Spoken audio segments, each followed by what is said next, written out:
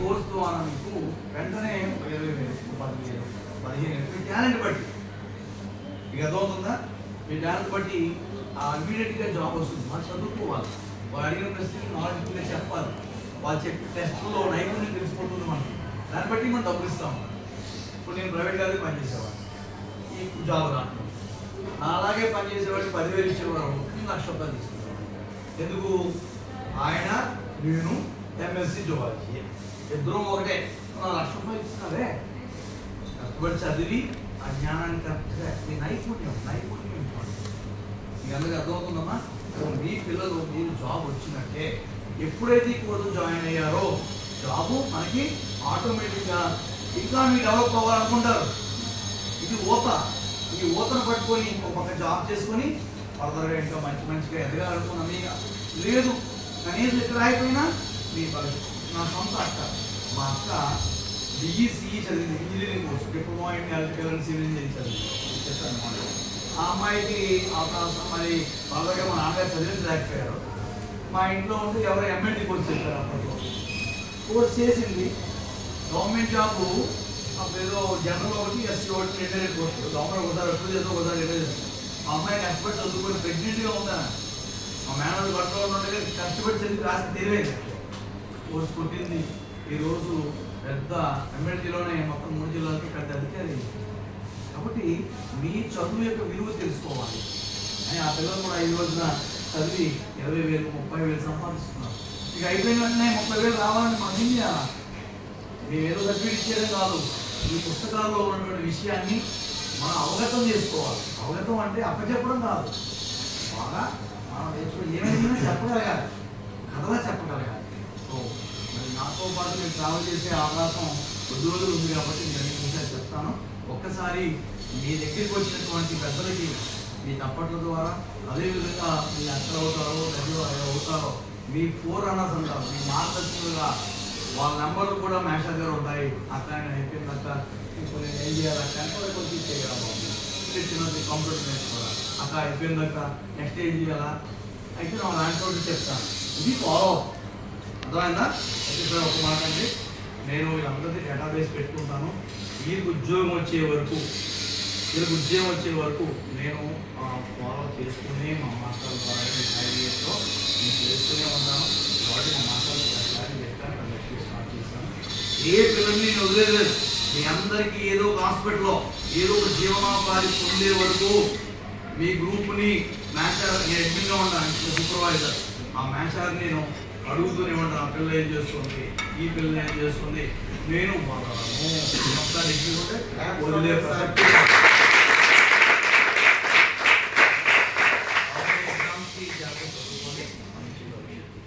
అదే మీకు అనిపించే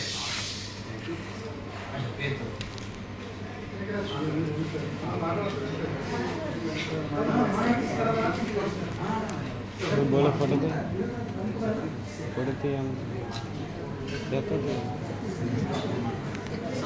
దగ్గరికి డిస్ట్రిబ్యూషన్ ఉంటుంది. తర్వాత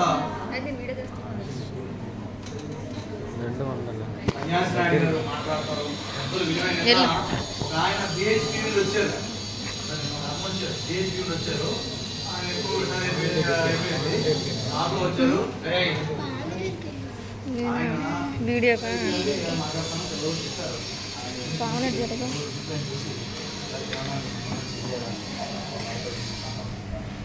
అది మంచి పిల్లలు సార్, మంచి పిల్లలు మాట్లాడండి.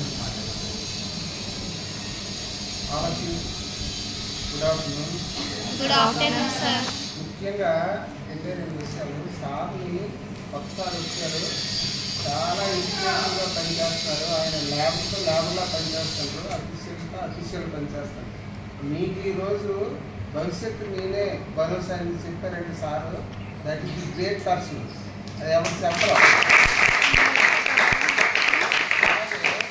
మీకు సార్ రావడం చాలా అదృష్టం.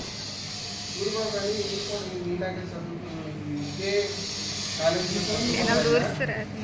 ఆయన సర్వీసెస్ ఇస్తే నేను ఎందుకు కూడా పనికిరానంత సర్వీస్ చేస్తాను. సర్వీస్ గాడ్ అన్నారు.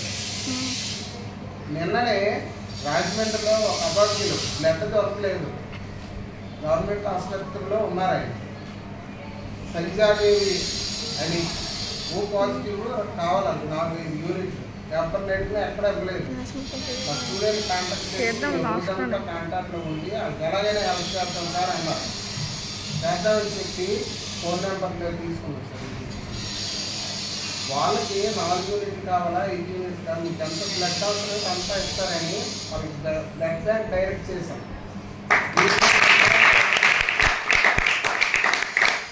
ఈరోజు వైజాగ్లో అయితే ఇమ్మీడియట్గా ఫాలోఅప్ ఇచ్చినట్టు చేసాం. అయినప్పటికీ రాజమండ్రి ఎక్కడ రాజమండ్రి మనం ఇక్కడ నుంచి వెళ్ళాలంటేనే 5 hours పడుతుంది. అలాంటి ఫోన్ ద్వారానే చేసి వాళ్ళకి హెల్ప్ చేసేస్తారు.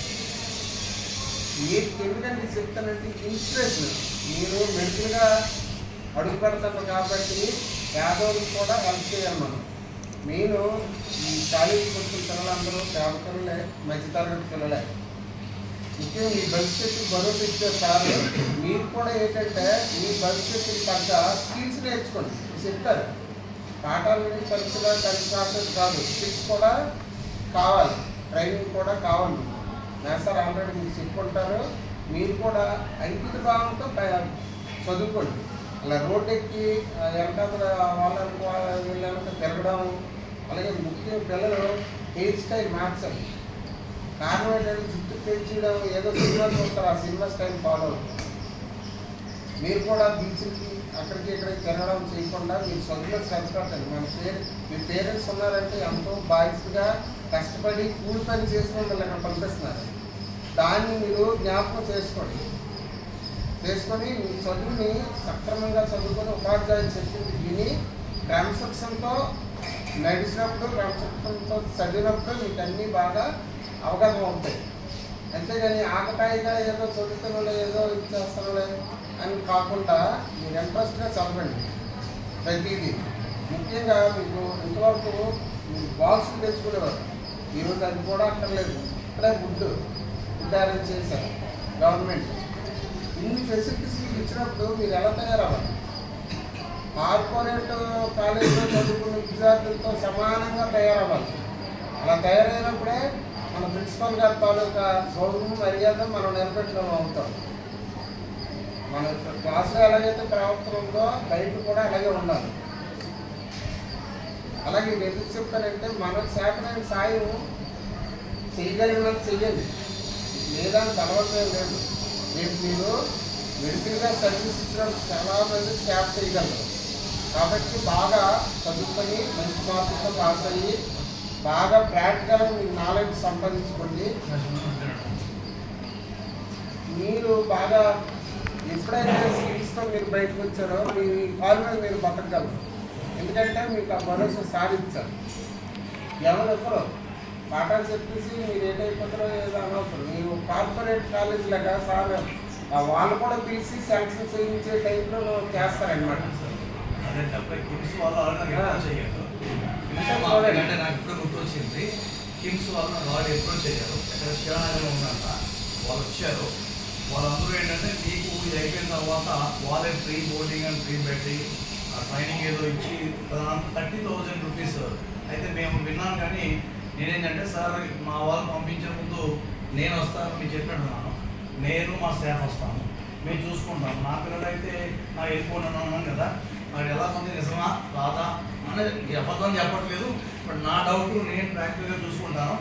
తర్వాత మీరు ఒకసారి అప్రోచ్ చేసి రావాలి చేద్దాము అది మేము వెళ్ళి కొంచెం పడిపోయాము. స్టాఫ్ తీసుకొస్తాం, మంచి భవిష్యత్తు ఉంది. ఓకేనా? హ్యాపీగా ఉండండి, మరి ఎక్కువ టెన్షన్ పడిపోతుంది. కానీ ఒకటి మీకు ఏమైనా సార్ అన్నాడు, మనం బాగుపడి ఉంటామన్నమాట. మా చుట్టుపక్కల వాళ్ళకి మనం చెయ్యాలి, బంధుగా అర్థమైందా?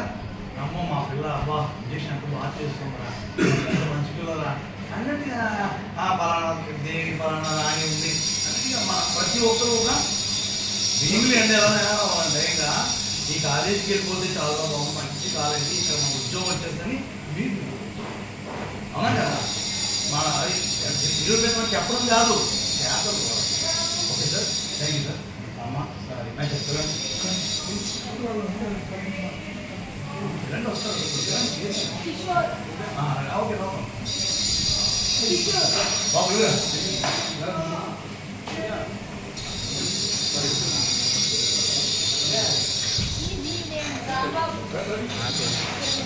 12 ఇవా